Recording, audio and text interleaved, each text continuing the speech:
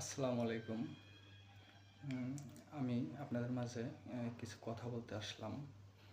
কথাটি হচ্ছে এই যে শুধু অবৈধ, অবৈধ, এই অবৈধ কথাটা আমি জন্মের পর থেকেই শুনছি, শুনে আসছি এবং এখনও শুনছি। এই যে অবৈধ, অবৈধ, যেমন শেখ হাসিনা ছিল, তখন হয়তো বিরোধী দলের নেতাকর্মীরা সবাই জানে যে শেখ হাসিনা অথবা বিরোধী দলের নেতাকর্মীরা বলতো শেখ হাসিনা অবৈধ, শেখ হাসিনা সরকার অবৈধ।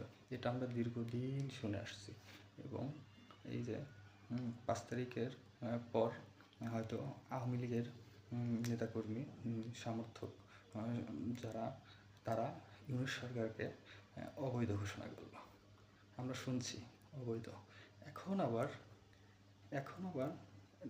নির্বাচন হলো, বিএনপি সরকার, বিএনপি দল সরকার গঠন করলো। এখন আবার জামাতের নেতাকর্মীরা বিএনপি সরকারকে অবৈধ বলছে। এই যে অবৈধ, এই অবৈধ, ধরুন এই যে ঢাকা শহরে অথবা যেখানেই চলুক অটো, এই অটোরিকশার আগে কিন্তু দেখবেন একটা কথা বলে যে অবৈধ অটোরিকশা।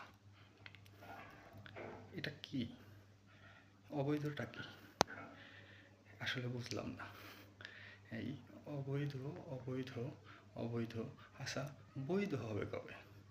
এ জাতি মুক্তি পাবে কবে? এ জাতি কি আদৌ মুক্তি পাবে না?